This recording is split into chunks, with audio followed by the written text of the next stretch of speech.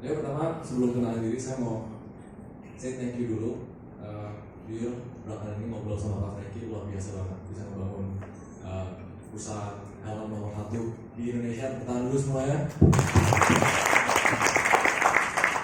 Kalau boleh tahu ini berarti dari ujung ke ujung ya semua geng distributor. Boleh tahu nggak di daerah mana aja sekarang yang datang di sini? Boleh nggak dari bapaknya mungkin dari daerah mana? Malang, luar biasa. Oke, Pak. Hah? Oke. Oke. Waduh, luar biasa. Hebat. Jadi mungkin saya mulai dari kenalan diri dulu ya kali ya. PPT-nya belum ya. Jadi sebenarnya saya tuh sering dipanggil dari beberapa perusahaan, tapi tujuannya sebenarnya lebih banyak bahas untuk finansial, untuk bisnis biasanya.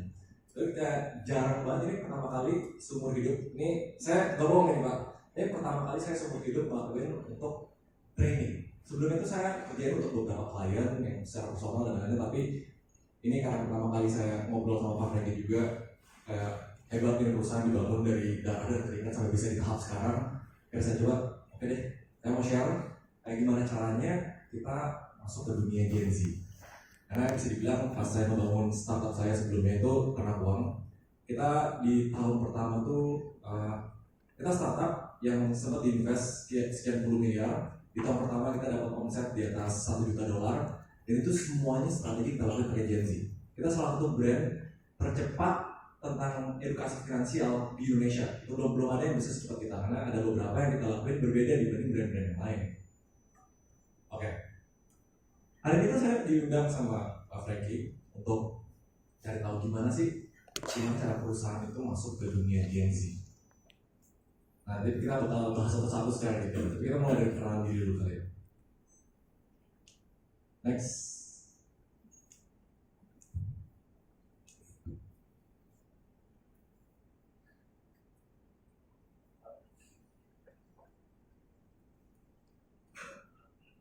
Ini enak di download dulu ya masalahnya, biar kayak lebih.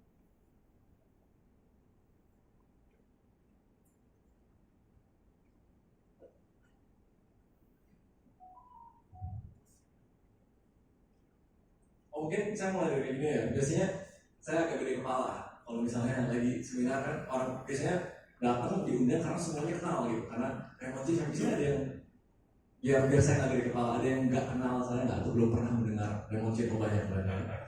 Nah saya nggak tersinggung. Aman. Oh banyak yang nggak kenal ya. Oke, nanti saya harus lebih banyak perkenalannya ya. Gitu. Nggak apa-apa, saya nggak tersinggung kok. Karena saya memang sebenarnya tergolong baru ya di dunia nggak mau bilang influencer. Saya nggak suka dibilang influencer sebenarnya di dunia content creating. Kemarin tuh udah bisa diposting. Saya tuh tahun ini tuh umur 29, tapi saya sebenarnya masih 28, Desember baru 29. Jadi itu masih tergolong muda kan. Dan mulai dikenal itu pas membangun startup namanya Ternak Uang. Sini mungkin ada yang pernah dengar Ternak Uang? Oh nggak banyak ya? Mantap, bisa tahu Ternak Uang. Gimana? Bisa?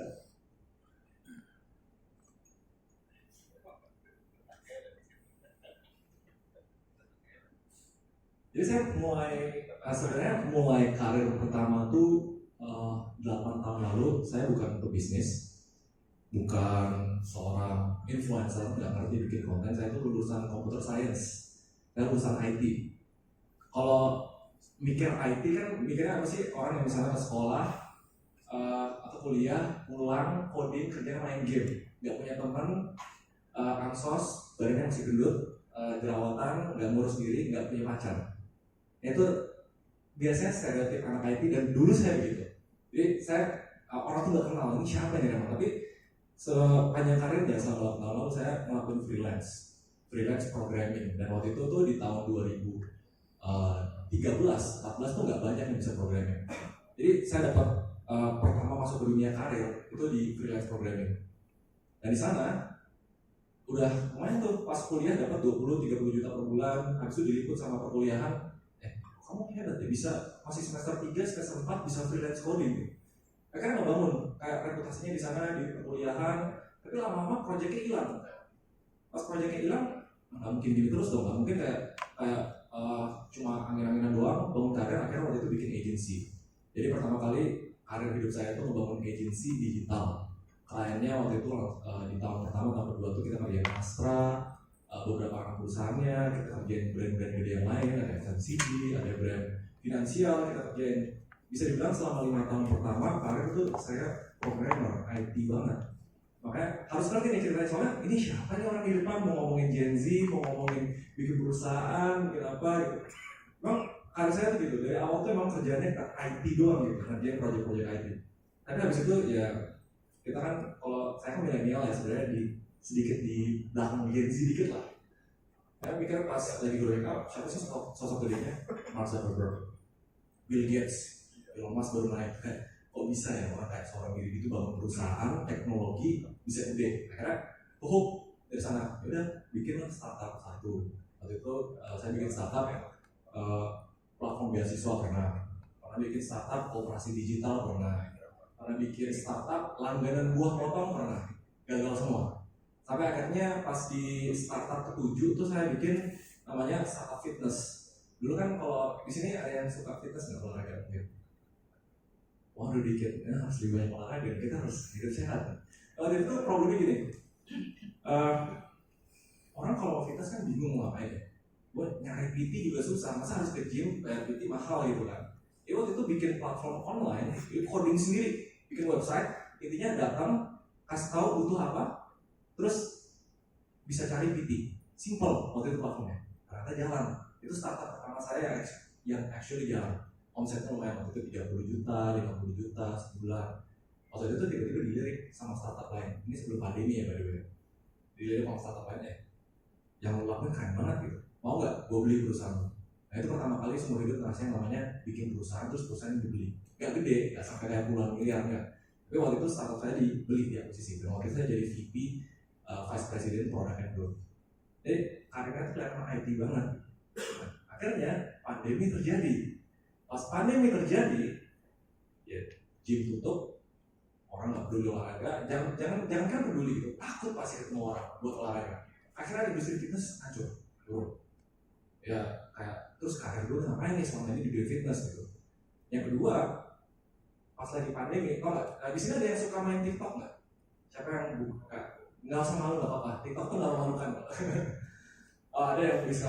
Rasa nggak trennya? Pas di pandemi, TikTok yang sebelumnya entertainment semua yang soal joget gimana gitu, tiba-tiba semua orang bahas apa di TikTok? Ada yang bisa joget. Tiba-tiba pas pandemi semua orang bahas apa di TikTok? Saham, bisnis, ya kan? Tiba-tiba, dan ternyata baru tahu kemarin ngobrol sama beberapa direktur sama country di TikTok bilang gini, oh iya itu kita yang atur, soalnya pas pandemi orang di rumah jangan dikasih entertainment doang, mereka harus dikasih edukasi. Ternyata itu strategi dari mereka, dan ternyata itu blessing in disguise. Pas ngebangun startup fitness, akhirnya pas di TikTok saham naik, jadi penasaran gitu, saya nggak ngerti sama sekali gimana cara main saham gitu. Akhirnya pas TikTok saham naik, karena udah ngerti cara bisnis, udah ngerti cara bikin sistem IT, cari partner mau nggak kita bikin platform edukasi finansial di Indonesia, tapi nanti bakal ada website, ada aplikasi dan lain-lain. Dan journey-nya gitu, pas saya bikin gitu, ternyata naiknya itu naik banget. Udah bisa dilihat yang di introduction. Nah ini perusahaan saya nih yang bangun sebelumnya bisa ya? Oh bisa ya? Apa di Zoom-nya apa? Jadi nggak usah tulis, tadi kan kelihatan. Oh bisa ya? Oh bisa nih CEO dan founder of Ternak Uang. Jadi di tahun pertama kita bangun website, kita bikin edukasi finansial, kita bangun Instagram.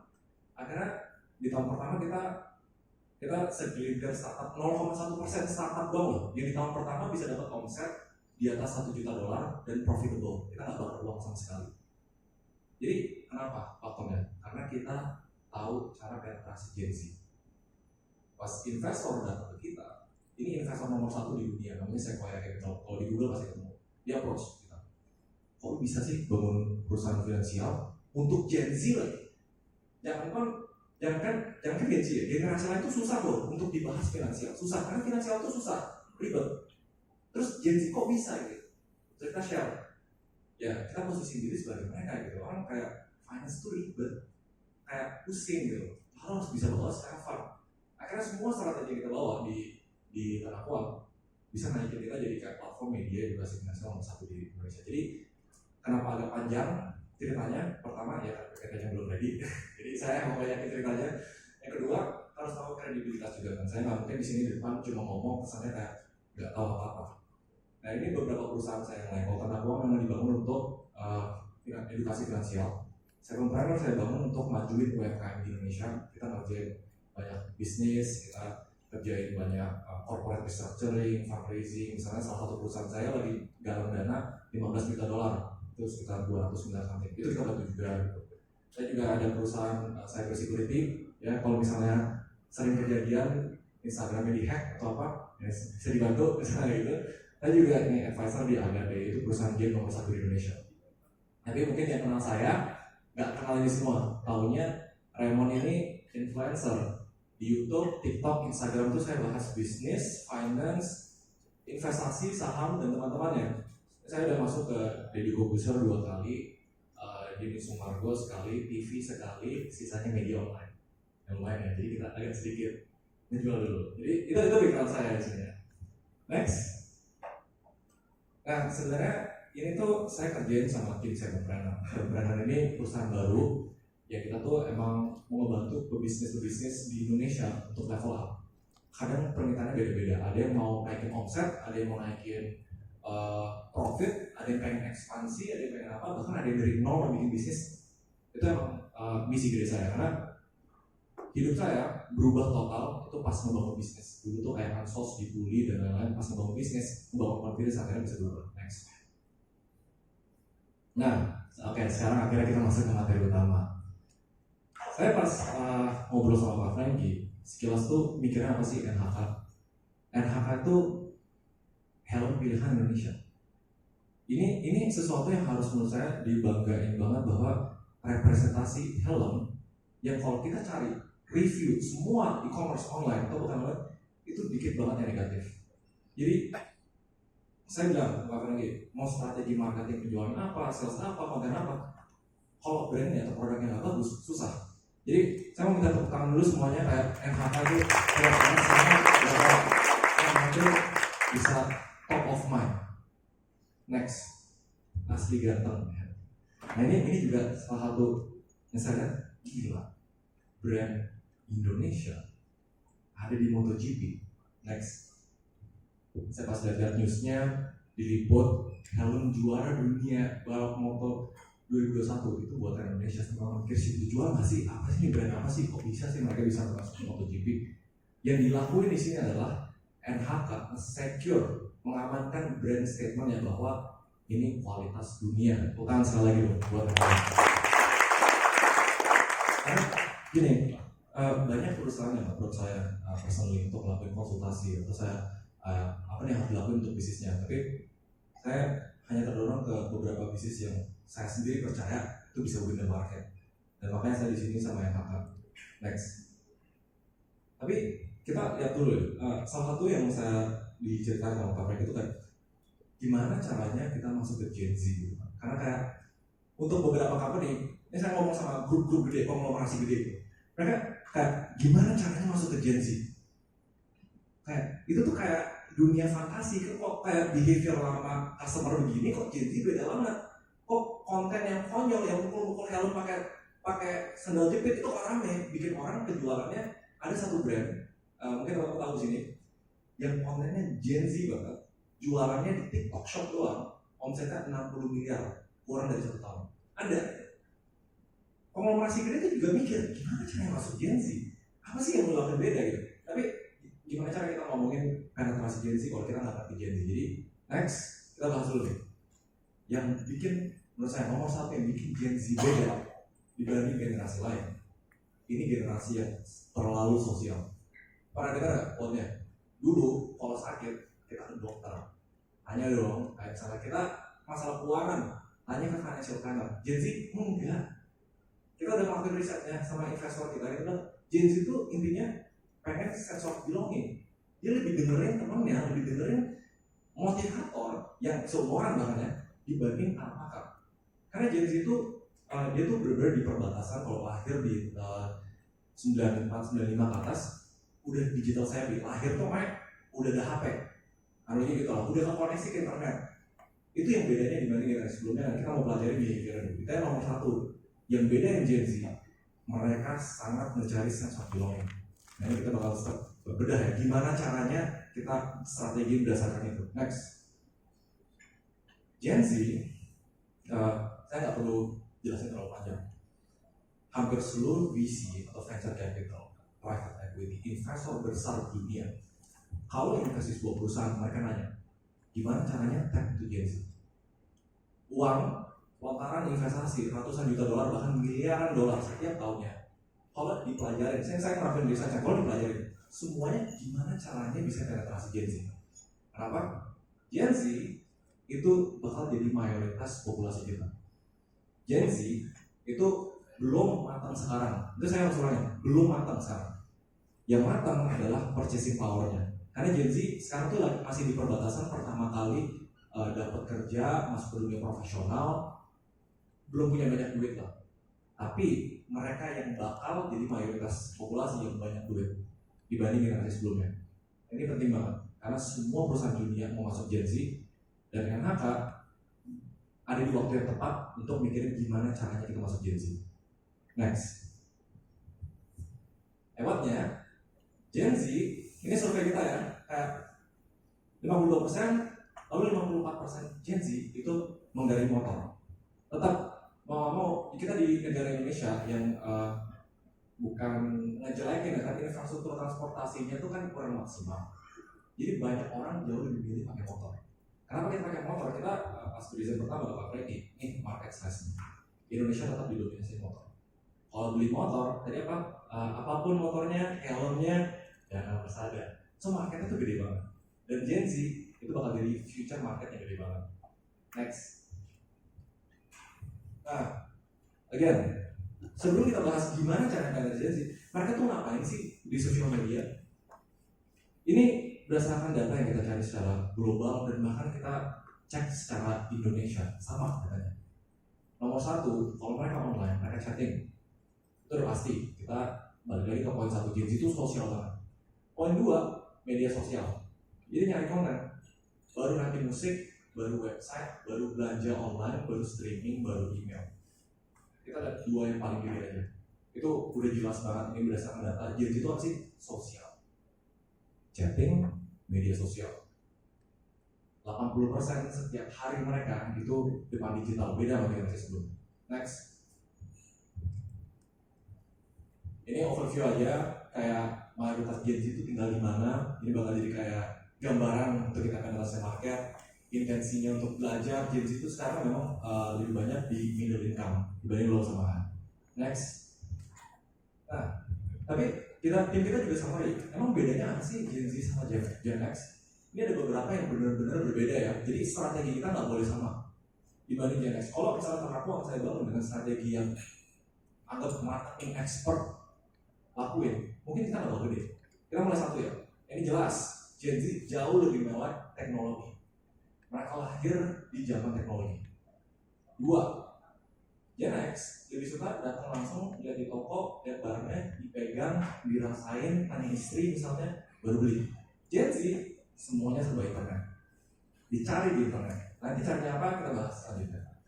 Yang kedua, Gen Z jauh lebih concern tentang informasi. Jadi setiap mereka mau beli apapun, mereka pasti bakal riset. Impulse buying itu cuma terjadi di beberapa skenario, tapi mereka nggak riset. Tapi yang susah soal Gen Z ini yang saya rasa problemnya ada di semua perusahaan Indonesia. Gen Z itu kurang loyal terhadap brand. Gen X udah beli satu brand, beli satu produk, ingat terus, beli terus. Gen Z nggak kayak gitu. Tiba-tiba ada produknya di rumah, switch, gampang selingkuh. Tapi ya emang itu sih, kemarin kita cek datanya Gen Z lebih gampang selingkuh. Sedih sih dibanding generasi sebelumnya. Tapi mereka nggak loyal. Terus gimana caranya? NHK tuh brand udah bagus banget. udah di MotoGP, udah top of mind. Tapi Gen Z nggak loyal. Gimana cara kita bikin mereka loyal? Nanti kita bahas. Terakhir, Gen X. Kalau beli barang, teman-teman mungkin ada yang di Gen X, ada yang di milenial, Gen Z. Pasti kalau beli barang lebih mikirin fitur, kemudahan, kualitas, harga di barang itu sendiri. Gen Z enggak. Ini diulang lagi ya. Gen Z enggak terlalu mikirin itu. Gen Z mikirin emosi sama sosial. Di barang lebih mahal, lebih jelek, tapi lihat panutan gue pakai dia misalnya di Kusuma, wih gila nih, gue beli deh gitu. Behaviornya beda banget Gen Z sama yang sebelumnya. Itu sesuatu yang harus ditangani terus karena mereka sosial. Gimana cara kita jualan? Kalau misalnya kita nggak pahamin marketnya itu apa? Next. Terus apa sih yang perlu diingat? Kalau kita rangkum semua yang kita belajar dari awal sampai akhir, apa yang perlu diingat dari Gen Z? Next. Satu, online. Udah simple. 98% dari mereka always selalu online. Yang membagongkan setiap hari 5,5 jam minimal mereka spend di social media, chatting, dan digital. Bisa dibilang hidup mereka tuh di digital, bukan di kayak kita jalan ke mall, enggak. Mereka hidup mereka digital, mereka jalan ke mall pun mereka online. Jadi itu angka yang luar biasa tinggi dibanding generasi sebelumnya. Next. Apa kerugian? Kerugiannya Gen Z itu disamain sama ikan koi. Attention span-nya pendek. Saya yakin ada pasti mengalami gitu. Misalnya ngobrol sama Gen Z kayak apa? Pendek banget. 8 detik. Kalau mau ngobrol sama Gen Z 8 detik itu attention span rata-rata. Di luar 8 detik tuh mereka udah kayak udah kayak mau apa sih gitu. Jadi kebanyakan kalau kita lihat Instagram, TikTok, Shorts, mereka lontarin dana miliaran dolar. Setiap tahunnya miliaran dolar untuk ngapain? Bikin yang namanya short form video. Semuanya ngopi. Instagram bikin reels, TikTok menang, YouTube kejar banget di short. Kenapa deh? Mereka lihat ini behaviornya. Harus fokus 5 sampai 8 detik pertama. Kalau di TikTok saya pribadi ya, ini tim kreatif saya di sini juga. Saya bikin video, mikirin bukan 30 detik pertama, 3 detik pertama. Pas orang buka swipe video, 3 detik pertama gak seru, langsung. Jadi saya mikirnya gitu. Makanya beberapa dari konten saya itu ada yang bisa 8 juta views, 10 juta views. Karena saya mikirnya gitu, behavior Gen Z ini beda. Next. Yang kedua, kenapa company saya bisa lumayan sukses? Karena saya tahu betul Gen Z sangat amat dipengaruhi sama sosial. Gak peduli itu kita ngomong kayak apa, mereka bakal tanya opini temennya, mereka tanya influencer, mereka lihat sosial. Misalnya saham deh, kita mikir deh saham ya.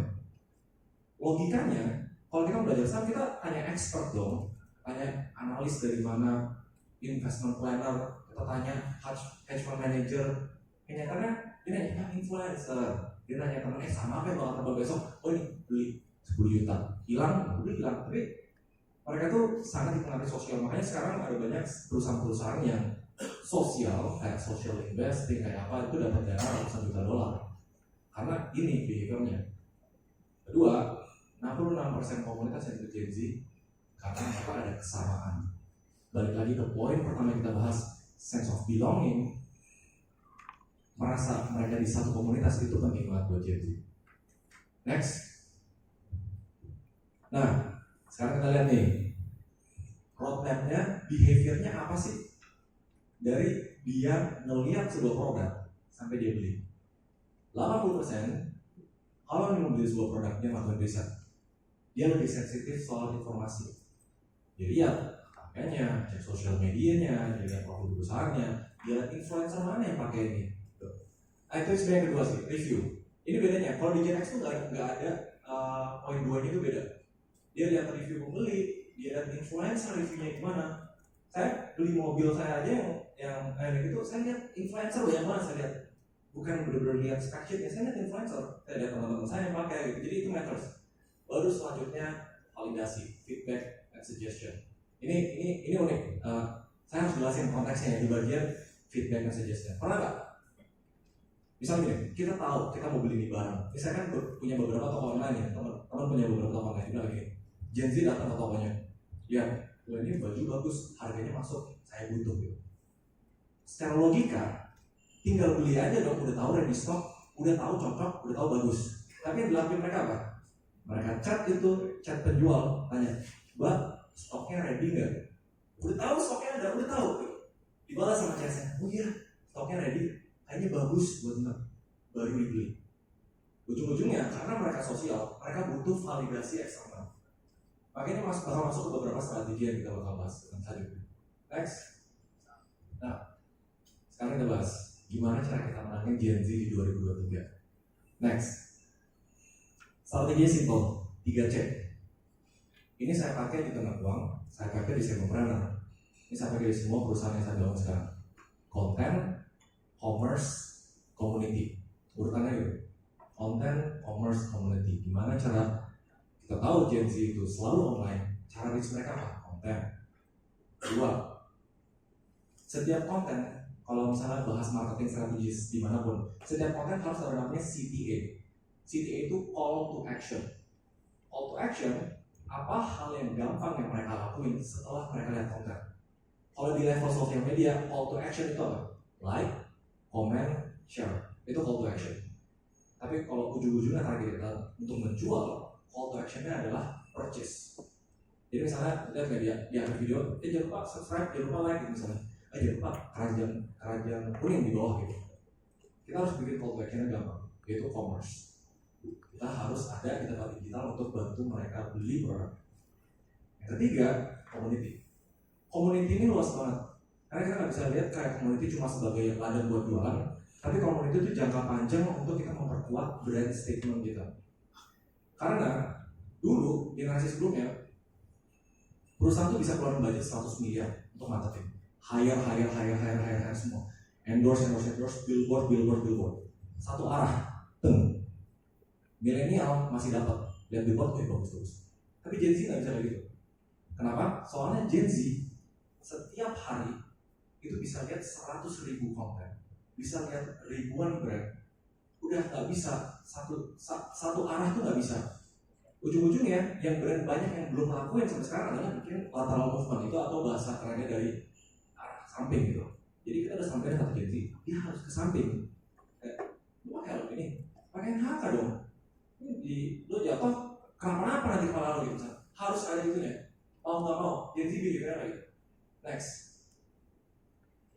Ini ada beberapa study case yang kita analisa dari Indra sendiri, brand-brand yang berhasil masuk Gen Z yang mengimplementasi 3C tadi.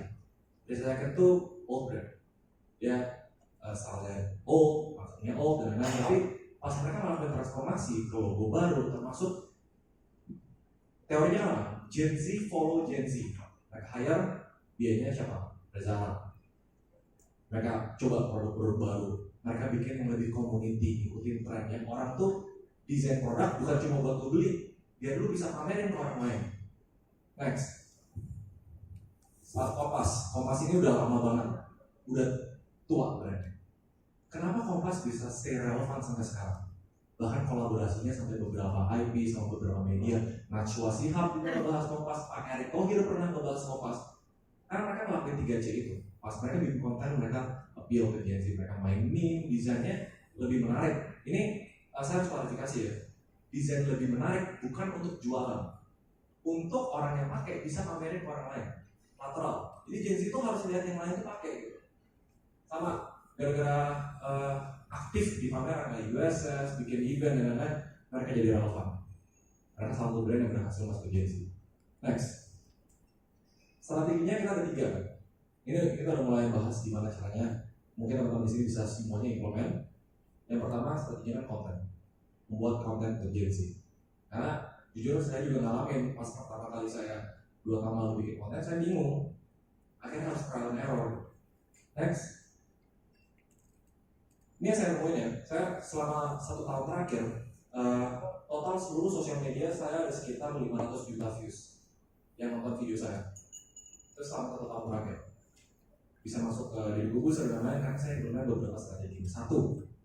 Gen Z karena attention span-nya pendek, mereka harus lihat konten yang lagi trending atau lagi relevan. Maksudnya relevan apa? Misalnya belakangan ini ada beberapa kasus-kasus atau beberapa yang lagi viral, pakai topik itu untuk mempromosikan produknya. Harus relevan. Kalau dulu saya ngobrol sama Raditya Dika, dia bilang gini, bang, strategi kontennya apa sih gitu? Oh, saya selalu bikin yang evergreen. Evergreen itu bahasa konten yang mau nonton sekarang, mau nonton 3 tahun lagi, tetap bisa. Itu strategi dulu. Jadi AdSense-nya tetap jalan tuh, dapat duit terus dari video. Tapi sekarang nggak bisa. Sekarang Gen Z karena terlalu pendek trennya, jadi kita harus bikin yang lagi relevan dibahas sekarang. Itu poin 1, harus relevan. Gen Z lagi ngomongin apa sih? Udah bikin konten tentang itu. Cepet misalnya. Cepet kita bikin yang kayak, kamu ya, gitu. Pakai apa? Kamu nyanyi, gitu misalnya. Contohnya kayak gitu. Gak jago sih gue gitu. Kedua, harus ada value buat ditonton. Value itu apa sih? Kayak pas kita lihat konten itu ekspektasi kita apa? Kita pengen ketawa, kita pengen menambah wawasan. Gak bisa yang namanya, jadi gini, kalau konten strategi kita pakai namanya HVC. Itu kalau di Ternakwa sama di Sevenpreneur, kita sama di Hacker kita pakai HVC. Itu namanya high value content. Kontennya aja udah bernilai mahal, apalagi kalau gue beli produk lu. Itu strategi kita. Jadi kalau orang lihat Instagram kita kayak semuanya, wih gila nih, bagus banget, gue mendapatkan sesuatu. Ini cara terima kasih saya ke brandnya dengan membeli produknya. Itu strategi saya. Tapi nggak perlu diikutkan HVC karena belum tentu cocok di semua brand. Tapi harus ada value. Nggak bisa tuh, sekarang udah nggak bisa kita bikin video. Oke, film ini sangat bagus, fiturnya begini, nggak bisa. Itu saya jamin 100%. Coba bikin 2 video, satu yang kayak gitu, viewsnya mungkin cuma ratusan, dibanding satu yang kayak value-nya komedi misalnya, pakai helm, dites, dibanting, bangun provokasi, pakai komedi, pakai apa gitu, pasti viewsnya lebih gede. Udah nggak bisa saatnya kita bikin konten yang cuma jualan on the spot, nggak bisa. Harus ada value. Value itu ada banyak macam ya, hiburan, informasi, atau edukasi. Ketiga, singkat padat jelas. Itu penting. Nih, kalau teman-teman di sini kan ada beberapa yang tahu, beberapa udah lihat konten saya, beberapa belum. Saya tuh sampai se-obses ini yang bilang lebih kreatif. Shooting video 1 menit. Tapi setiap ada jadi saya selalu dipotong. Oh, ada yang nggak relevan, selalu dipotong. Saya selalu bikin yang sependek mungkin. Itu kalau strategi saya. Karena kita lihat attention span orang kok udah mulai bosan 1 detik aja. Swipe. Gak bisa. Harus yang orang singkat padat jelas atau orang mau nungguin. Kalau kayak komedi, misalnya kayak konten-konten dari Sumargo, bosan nggak apa-apa. Tapi orang tahu ujung itu pasti ada yang lucu gitu, kan? Ditungguin gitu. Kalau nggak, harus singkat padat jelas. Harus ada alasan buat mereka stay, jangan sampai boring 1 detik. Bye, nggak bisa. Next. Oh, ini informasi yang tadi. Karena Gen Z itu information overload, setiap hari banyak banget konten, kita harus melakukan sesuatu yang berbeda. Next. Keep it short.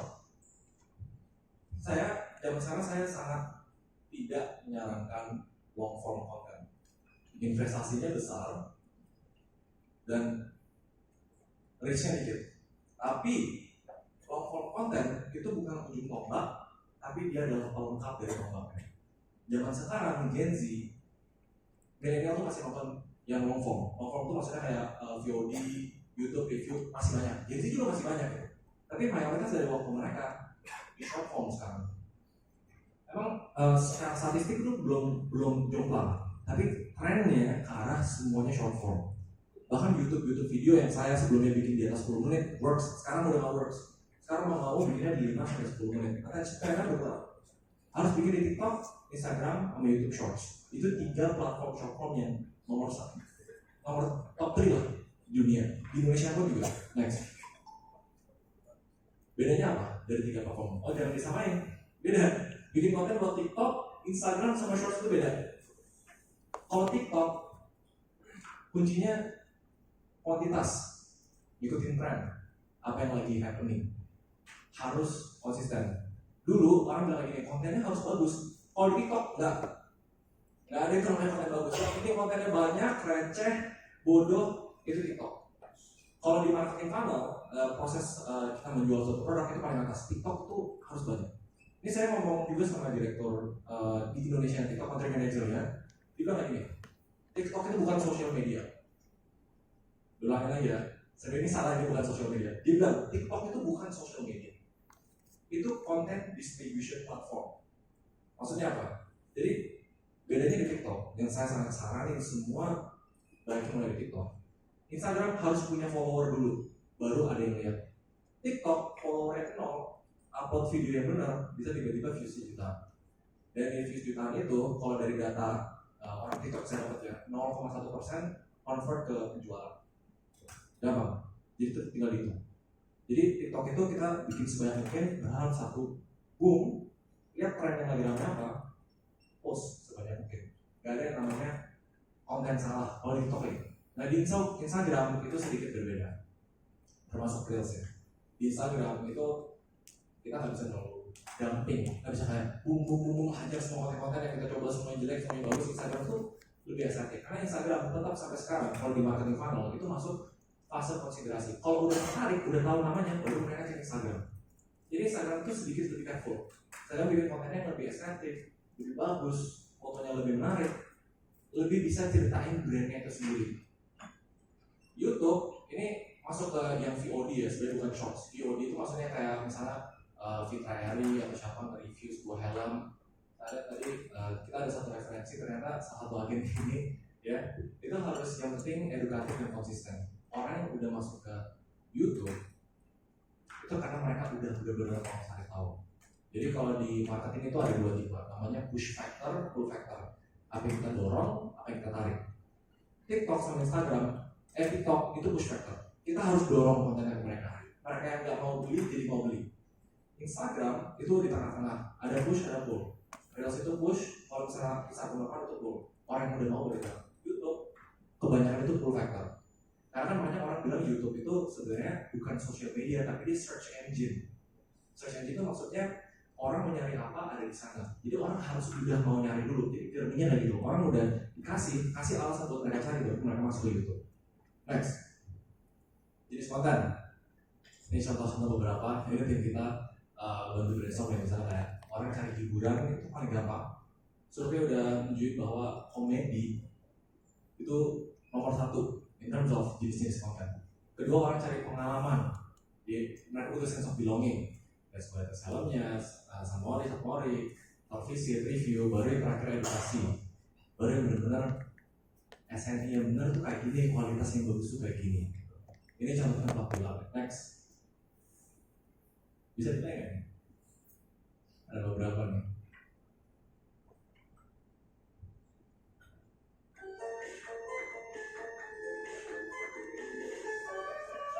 Aneh gak sih? Lihat kayak mau ngenalin helm tapi joget itu gimana ceritanya gitu. Coba ya kanan, helm. Tapi yang kayak gitu yang works. Aneh gak? Aneh. Setuju. Coba helm.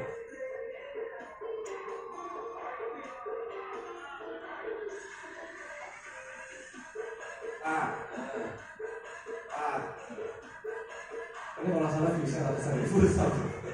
Kalau salah. Jadi ini masuk kategori yang pertama. Ini masuk kategori yang entertainment.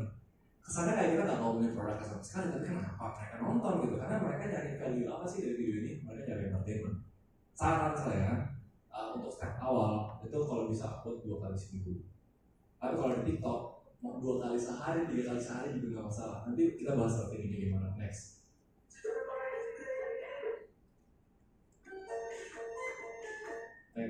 Oke, ini yang kedua nih. Ini siapa agennya? Siapa nih yang bikin video di bawah kanan? Nggak usah ada di sini ya. Mantap. Tim saya nonton. Viewsnya berapa? Waduh, luar biasa. Terkenal. Ini tetap relevan. Video review dan lain-lain. Apalagi kalau orang mau biasanya breakpointnya atau kayak perubahan behavior itu kalau naik ke harga level tertentu. Tapi harga itu kita nggak bisa bilang mahal atau murah.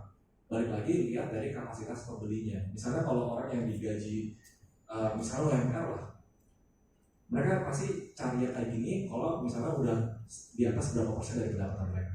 Kalau yang 10 juta sama. Jadi kayak review helm ini juga teman dilakuin, tapi ini nggak perlu serutin itu.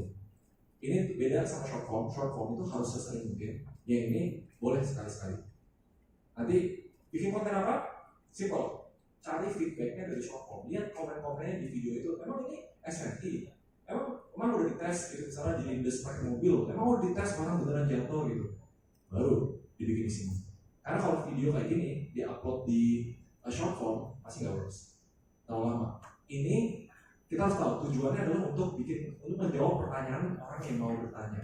Kalau short form orang nggak mau bertanya, simpel aja gitu. Kita bikin videonya, kita push. Next. Ini juga ada beberapa contoh lagi kayak Atmoris, Anmori, Traveling, Laut Helm, mau di-play nggak?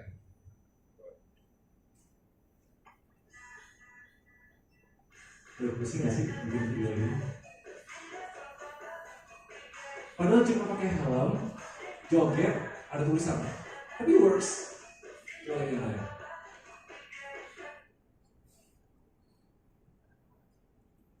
Gak bisa ya? Oh yaudah, next aja gak apa-apa. Next. Oh yang kedua, influencer marketing. Again, kita kan ambil dari semua kita pelajari dari Gen Z, follow Gen Z, influencer. Gak mesti orang otomotif, tapi sesama Gen Z. Ini tetap bisa dilakukan juga, apalagi kalau misalnya ada yang sosok yang gak perlu makro, gak perlu kayak Raditya Dika, Fitri Eri atau gimana. Tapi orang-orang yang kelihatan relevan di daerah itu gitu, misalnya siapa bikin konten-konten yang sama. Next. Nah, action plan-nya, soalnya kan saya ngerti banget gitu. Bikin konten itu gak semua bisa. Saya harus lakuin itu. Gak semua tuh punya jiwa atau insting untuk tahu bikin konten apa. Kenapa? Soalnya saya pernah eksperimen. Kontennya sama persis. Skripnya sama persis. Satu dibikin sama Gen X, satu dibikin sama Gen Z. Yang Gen Z views-nya jauh lebih banyak. Kenapa? Ya balik lagi ke teori kita di awal. Gen Z follow Gen Z. Jadi sebenarnya paling gampang direkomendasi adalah kalau bisa pertama kita tahu at least trennya kita pelajarin ya, sekali-sekali scroll TikTok, sekali-sekali lihat di sosial media kontennya lagi ada apa, kasih perspektif Gen Z, kita pahamin. Tapi intinya itu, kalau bisa di tim kita ada Gen Z, siapa? Sosial media kontennya, tim marketingnya, atau sesimpel bahkan kayak bantu-bantu aja deh, kasih perspektif aja gitu. Jadi orang syuting kayak buat rapi-rapi, talentnya tuh harus Gen Z. Karena lihat aja deh, saya kan bukan Gen Z, tapi masih bisa lah pokoknya bikin Gen Z. Makanya audiensnya itu kebanyakan Gen Z, bisa. Tapi kalau yang tua-tua kan, nanti lihat di analytics di YouTube-nya, kebanyakan audiensnya itu umur 30 ke atas gitu. Beda, jadi Gen Z, follow Gen Z sangat menentukan kalau misalnya kita bisa hire Gen Z sebagai tim. Misalnya anak SMA gitu ya, ini HP, ajarin cara shoot, kasih lihat tren-trennya, ngedit juga langsung di HP, pakai CapCut atau enggak pakai satu lagi apa ya aplikasinya. Biasanya kita pakai CapCut sih, udah upload, tes aja terus, nggak ada ruginya, kita upload kayak gitu. Next, nah yang kedua, kalau misalnya udah menang di konten, sayang kalau misalnya kita nggak ada CTA-nya. Kayak bisa konten, terus gue ngapain? Oh, datang ke lokasi. Salah nggak salah, karena banyak orang yang butuh melihat helm on the spot. Tapi ada baiknya juga kalau kita kurangin persentase orang cuma lihat konten terus lupa, dengan kita bikin CTA ke commerce. Next, ini data-datanya ya. Di Indonesia tuh udah di tahap bisa dibilang ya, di Asia Pasifik sama Southeast Asia kita tuh lumayan mature. Makanya banyak banget investor dari luar mau masuk ke Indonesia. Jumlah pengguna internet di Indonesia udah sangat tinggi. Nilai transaksinya, jadi kalau di dunia consulting itu kita ada bahasa namanya CAGR atau compound annual growth rate. Kayak ribet banget bahasanya. Tapi apapun yang di atas 10%, itu tuh berarti industrinya luar biasa cepat growingnya. Tahun 2022 dia grow 23,8%. Saya ulangi ya, apapun yang di atas 10% itu sangat amat signifikan. CAGR F&B berapa ya? Per tahun 7% ya? CAGR F&B, market F&B 7%. Itu pun karena semua investor cepat. Makanya kan banyak banget bisnis F&B di Indonesia. Ini 23,8%. Jadi toko-toko di mana? Tokopedia, Marketplace, Shopee, Blibli, Bukalapak, Lazada, dan faktanya ini 80% lebih penjualan helm di Indonesia itu masih offline. Berarti bisa dibilang upside-nya atau kayak potensi untuk bisa dapetin marketnya itu gede banget. Karena nggak banyak yang main di online. So going commerce itu masuk industri yang tepat. Apapun di atas 10% ya, agar itu luar biasa gede. Next. Nah, tadi kan kita bahas marketplace. Bedanya marketplace itu apa sih? Orang harus nyari sesuatu, harus mau dulu untuk nyari sesuatu baru mereka bisa ketemu. TikTok TikTok Shop, TikTok Live, TikTok Affiliate, orang yang review konten di TikTok tertarik untuk cari tahu tentang produknya 74%. 67% dari nggak mau beli jadi mau beli. Bedanya itu. Kenapa banyak analis juga bilang TikTok bisa ngalahin e-commerce yang lain? E-commerce yang lain, 90% orang yang datang ke Tokopedia, mereka udah mau cari barangnya, baru mereka beli. TikTok, orang yang nggak mau beli barangnya tiba-tiba jadi mau. Saya kasih contoh. Tim kita kan lumayan banyak research TikTok kan. Kita browsing. Atau di sini ada banyak yang lihat ya, nemu ads sendal jepit yang kayak hiu. Tahu nggak? Ada yang tahu nggak? Nggak tahu ya. Jadi itu bukan sendal ngaco lah gitu. Terus sendal jepit, tapi bentuknya kayak hiu, gede banget gitu. Coba deh pikir, ngapain gue beli? Ngapain? Scroll TikTok terus mau beli? Nanti caranya scroll di market itu ada teorinya namanya rule of seven. Dari kita nggak mau atau nggak kepikir untuk beli. Kalau kita lihat berkali-kali lipat 1 juta lihat 10 kali, jadi kayak terinsentif untuk beli. Ujung-ujungnya apa? Gue beli 3 buat tim gue itu di sendal gede banget, hiu, ini buat apa sih kita beli? Nggak tahu ya, kita beli aja gitu. Itu hebatnya TikTok. Itu hebatnya social commerce di Cina, itu market yang udah billions miliaran dolar yang namanya orang live. Kenapa? Soalnya dia push orang yang nggak mau beli jadi mau beli. Itu behavior yang sangat amat luar biasa ya. Makanya di tadi saya bilang ya, satu brand sambal, saya nggak tahu boleh sebut atau nggak, tapi harusnya tahu ya, brand sambal yang lumayan ramai di TikTok 60 miliar omsetnya setahun di TikTok, baru mulai, belum 2 tahun, belum 3 tahun brandnya dia 60 miliar, itu luar biasa. Saya sempat waktu itu ngobrol sama salah satu ownernya juga. Jadi maksimalin, belum ada yang main di marketing TikTok Shop, TikTok Live, affiliate. Nah, TikTok uniknya gini, saya juga baru tahu. Ternyata ada agency atau kayak warnet gitu lah, yang lo masuk nih ke ruko, satu lantai disekat orang live TikTok, ganti-gantian 24 jam. Ada nggak brandnya gitu? Ada. Gede nggak penjualannya? Gede. Wah, jadi kayak dia benar-benar kayak di warnet duduk TikTok live. Kalau salah orangnya digaji nggak nyampe kayak dibayar 1 juta atau 2 juta gitu per bulan, nge-live terus. Dan bedanya kalau misalnya konten video konversinya itu bisa 0,5%. Misalnya yang nonton 1 juta, yang beli berapa? Kalau live 50% orang yang lihat live pasti kerja produknya, beda gitu. Jadi kita sudah mulai pelajarin going menuju commerce itu artinya apa? Kita memudahkan mereka untuk tidak mau beli jadi mau beli, yang mau beli digampangin untuk beli.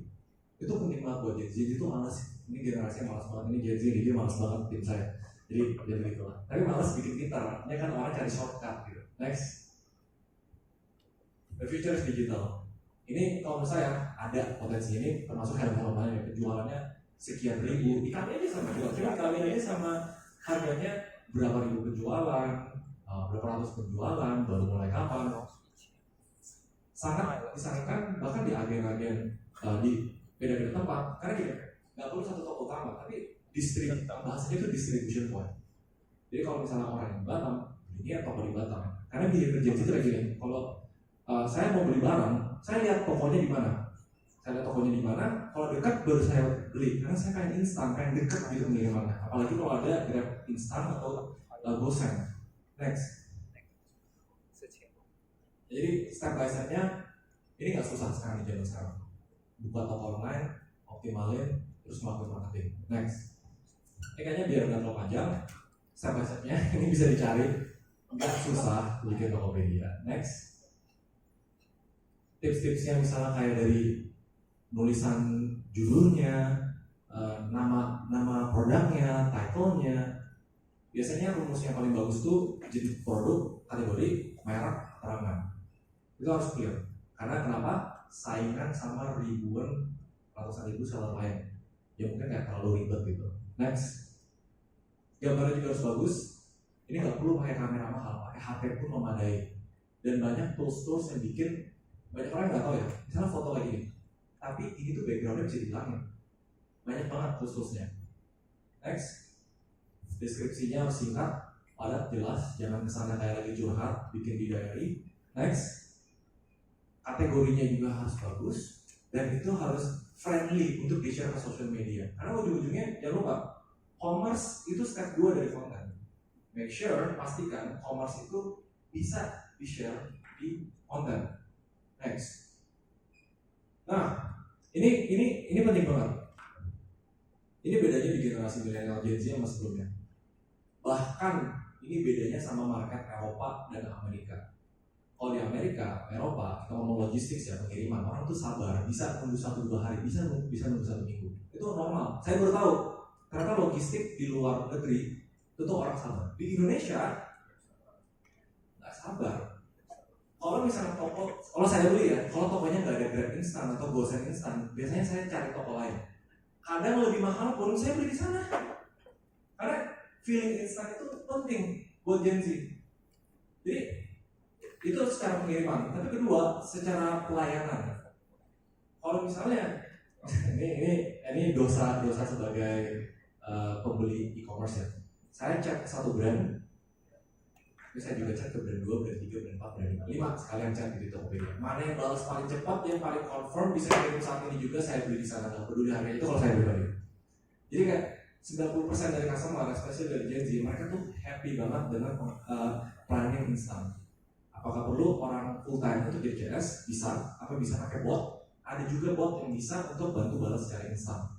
Dan ini data global. Kalau misalnya kita bisa kasih pelayanan yang lebih instan, conversion itu bahasa Indonesia dari orang lihat sampai beli itu bisa naik 40%, pendapatan bisa naik 48%. Itu udah perubahan. Kita di generasi instan, kita harus bikin pelayanan lebih instan. Next, Indonesia nggak bakal jauh dari namanya flash sale, bundling package, setiap orang atau kita misalnya advertising, kita nge-ads di Tokopedia atau di Shopee, pay per click. Jadi kalau misalnya kita udah mulai masuk ke commerce, banyak banget tools atau alat yang memudahkan kita untuk cari customer baru. Itu beda kalau misalnya offline kan kita harus kayak lebih aktivitasnya lebih high effort, tapi dapatnya berapa orang. Ini teman saya ada salah satu toko, dia bikin brand outdoor wear namanya, jadi kayak baju, tas. Dia menangkan di Lazada. Dia setiap bulan bisa bakar uang 1-1,5 miliar untuk e-commerce advertising. Tapi kalau e-commerce advertising yang dilakukan dengan benar, ini step by step juga nggak susah. Jadi kan lihat gimana cara ads gitu, omset dia setiap bulan sekarang rata-rata 4-5 miliar. Pure dari sini doang. Tapi memang dia sambil bikin konten di TikTok, dia bikin konten, ujung-ujungnya harus ada life cycle-nya, harus ada kayak journey-nya, perjalanannya. Nggak bisa kayak berharap orang pertama kali lihat langsung beli, nggak bisa. Next, toko ini contoh-contoh juga, helm, fotonya bagus, iPhone-nya bagus, jelas namanya. Bahkan kadang beberapa toko kalau misalnya mau lebih jelas, tulis lokasinya juga Batam gitu. Karena ada behavior itu juga. Kalau saya masuk ke toko, saya lihat dulu lokasinya di mana. Kalau terlalu jauh, saya nggak mau beli di sana. Gitu. Jadi ada bagusnya juga kalau misalnya ada nama tempatnya gitu. Produknya juga clear dari harga, fotonya, penamaan, gitu kan. Next. Ini yang ketiga nih. Ini yang sebenarnya menurut saya pribadi paling susah, tapi yang paling bakal pay off. Benar-benar bakal impact-nya atau dampaknya itu nggak cuma kayak semata lihat konten terus orang beli, tapi bakal diingat sampai bertahun-tahun ke depannya. Next, komunitas Gen Z itu satu yang paling penting. Gen Z follow Gen Z, itu ngaruh banget. Gen Z follow Gen Z. Mau orang pakar sekitar apapun, Gen Z follow Gen Z itu harus diulang terus, harus diingat terus, dan itu salah satu strategi yang saya pakai untuk membangun perusahaan ya lumayan sukses lah gitu. Nah, pentingnya mereka tuh ngikutin tren dan gaya hidup dari teman sebaya. Itu penting, peers bahasa Inggrisnya, kayak orang sekitar mereka. Itu opini paling penting di hidup mereka. Bukan kayak opini dari pakar, misalnya, oh sehat, jangan ngelakuin ini, jangan minum ini, jangan makan ini. Enggak, mereka dengan peersnya. Kalau teman-teman yang bilang kayak gula itu nggak sehat, semuanya bilang gula nggak sehat, baru dia berhenti. Nggak peduli dengan pakar dari mana gitu. Dan mereka pengen terhubung sama teman-temannya. Makanya Satmori Bros Next. Nah, komunitas Dengan bergabung komunitas, punya minat yang sama, mereka bisa berteman dengan rasa diakui, social proof. Next. Nah, NHK, kita balik lagi ya. Yang beda dulu sama sekarang, dulu one way itu bisa works, misalnya dari utama sponsor apa ke bawah terus mereka bakal beli. Sekarang itu susah. Sekarang Gen Z bukan lihat ke atas, bukan lihat brandnya mau ngomong apa, tapi dia peduli kalau temennya mau ngomong apa. Jadi caranya gini, misalnya kalau kita berhasil menjual satu helm ke Gen Z, kita bikin dia, kita ada insentif lah untuk dia cerita ke temennya, pakai helm apa? Kenapa harganya bagus, affordable, itu baru yang lain bakal beli, baru bakal nyebar kayak virus. Kalau misalnya ini kalau marketing dari kayak mau budgetnya berapa miliar, udah misalnya gini, ada 4 tombak, kita budgetnya 4 miliar misalnya 4 tombak, jebret, karena satu, 4 orang yang beli misalnya, udah stop di sana. Kalau Gen Z itu sorry to say stop di sana. Tapi kalau misalnya lempar ke bawah dan Gen Z-nya bisa ke Gen Z lain, itu baru works. Makanya komunitas tuh harus diaktifasi banget. Bangun reputasi merek juga bagus karena mereka nggak peduli brand kayak ngomong apa, sebenarnya mereka peduli kalau teman-teman mereka bilang apa. Next, ini beberapa contoh. Tergantung dari daerahnya masing-masing. Ini tuh enaknya ini bisa segmented. Ini bisa dilakukan dari daerahnya masing-masing. Misalnya outreach komunitas motor, kayak sponsorin, misalnya kita kasih helmnya, kita roadshow, kita mereka. Komunitas motor tuh yang saya bukan pemotor kelas kakap ya, jadi saya belum terlalu tahu. Tapi teman saya di komunitas motor, mereka tuh loyal banget sama teman-temannya. Bisa ngelakuin gathering event di sekolah, di perkuliahan. Kita bikin acara ngumpul-ngumpul, gathering siapa gitu misalnya. Atau misalnya ada community partner, misalnya di Jakarta tuh kan yang lagi rame gara-gara influencer itu kan DNC, dengan car club ya. Jadi khusus orang yang komunitas itu kalau beli helm dapat diskon, atau beli helm dapat free merchandise apa, itu dapat apa gitu kan. Atau kita juga bisa main ambassador. Jadi biasanya kalau strategi saya ambassador atau affiliate itu gak dicari dari nol. Setiap daerah pasti teman-teman di sini pasti ada rasanya 1 atau 2 loyal customer atau orang yang kayak happy banget, jadi dia ambassadornya. Jadi dia affiliate aja kalau misalnya share teman-teman bikin event bareng, setiap 2 kan bisa dapat komisi nih misalnya 2% gitu. Jadi hal-hal kayak gini, aktivitas yang kita bisa lakuin untuk bikin brand story-nya menjalar ke samping, lateral, bukan cuma dari atas ke bawah, itu jauh bikin brandnya melekat dibanding cuma omongan satu arah dari pusat. Itu yang beda dari Gen Z. Mereka butuh validasi dari teman-temannya. Next. Contoh, ini ternyata udah dibuat ya sama tim. Ini nggak kelihatan ya sebenarnya. Kelihatan nggak? Nggak kelihatan ya. Ini contoh beberapa komunitas. Lovers, local health lovers, local ala Indonesia official, Helm Lawas Indonesia. Mungkin di sini ada nggak grup di sini yang dibikin dari dari teman-teman di sini? Belum ada ya? Kalau nggak dibikin komunitas, kita bisa masuk misalnya di grup masing-masing, bergantung dari daerah masing-masing. Kita tawarin ya, kita mau bikin event dong, kita bikin apa dong. Dan itu jauh lebih bisa memanfaatkan power of community. Gen Z harus kayak gitu. Dan kalau boleh jujur, kemarin kan saya ngobrol sama Pak Pregi.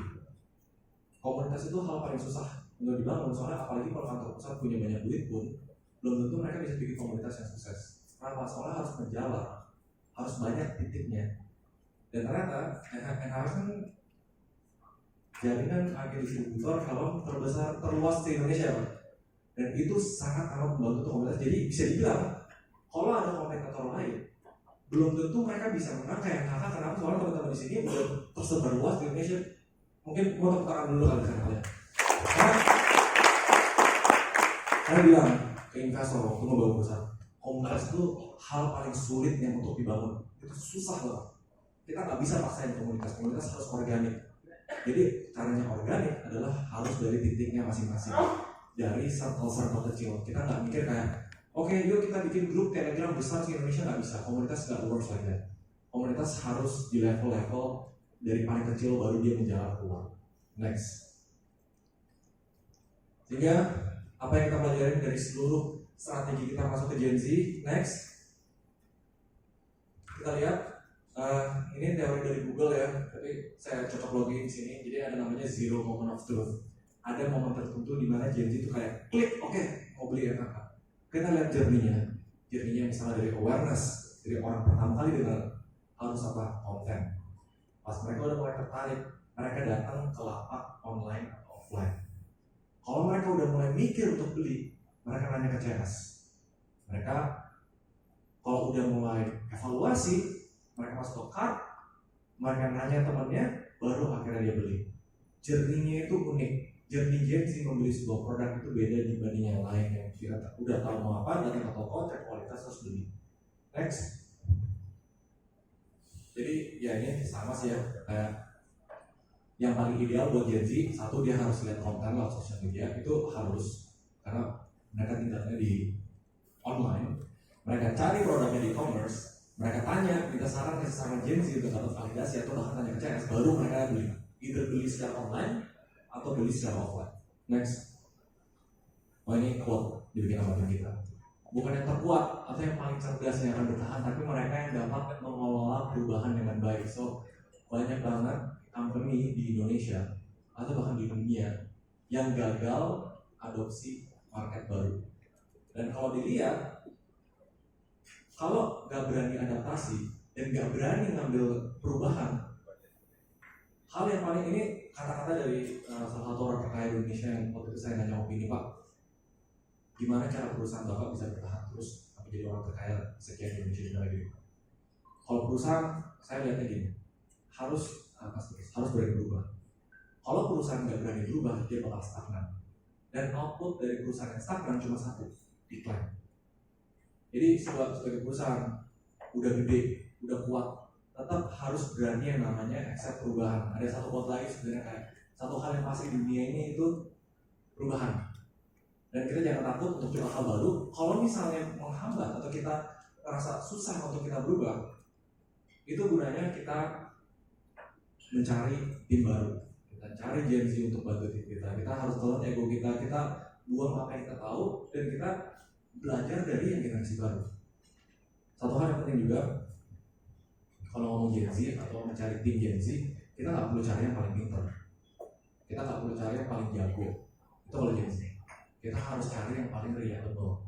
Karena kita ambil dari buku, dari teori tadi, Gen Z follow Gen Z. Kalau mau dapat market Gen Z, sangat amat diperlukan untuk punya tim Gen Z. Itu kalau rekomendasi saya.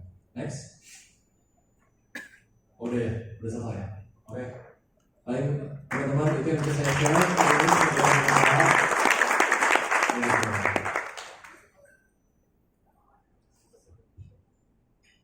Keren ya quote-nya, dapat mengelola perubahan dengan baik. Ya, untuk sementara kita coffee break sekitar 15 menit. Sementara coffee break boleh minta sesi foto sama Pak Raymond Chin.